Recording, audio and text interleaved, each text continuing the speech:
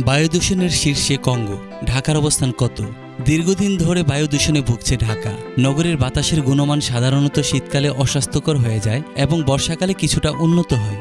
যেহেতু এখন কম বেশি বৃষ্টির দেখা মিলছে, তাই বিশ্বের দূষিত বাতাসের শহরের তালিকায় 96 স্কোর নিয়ে ঢাকার অবস্থান আজ মঙ্গলবার 12তম, যা মাঝারি ধরনের বায়ু দূষণ হিসেবে ধরা হয়।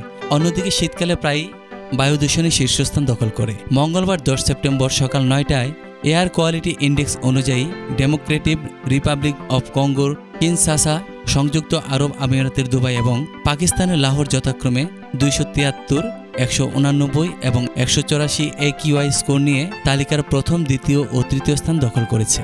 সাধারণত AQI স্কোর 50 থেকে 100-এর মধ্যে থাকলে তাকে মাঝারি পর্যায়ে বিবেচনা করা হয়। 101 থেকে 150-এর মধ্যে হলে বাতাসের মান সংবেদনশীল গোষ্ঠীর জন্য অস্বাস্থ্যকর এবং 151 থেকে 200-এর মধ্যে AQI স্কোরকে অস্বাস্থ্যকর বলে মনে করা হয়। 201 থেকে 300-এর মধ্যে খুব অস্বাস্থ্যকর বলা হয় এবং 301+ AQI স্কোরকে ঝুঁকিপূর্ণ হিসেবে বিবেচনা করা হয়, যা বাসিন্দাদের জন্য গুরুতর স্বাস্থ্য ঝুঁকি তৈরি করে। বাংলাদেশে AQI নির্ধারণ করা হয় দূষণের 5টি বৈশিষ্ট্যের উপর ভিত্তি করে। সেগুলো হলো বস্তুকণা, PM10 এবং PM2.5, NO2, CO, SO2 এবং ওজন O3।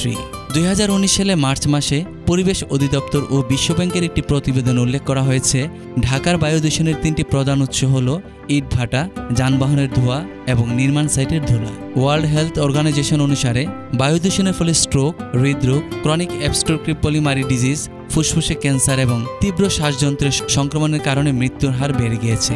এর ফলে বিশ্বব্যাপী প্রতি বছর আনুমানিক 70 লাখ মানুষ মারা যায়।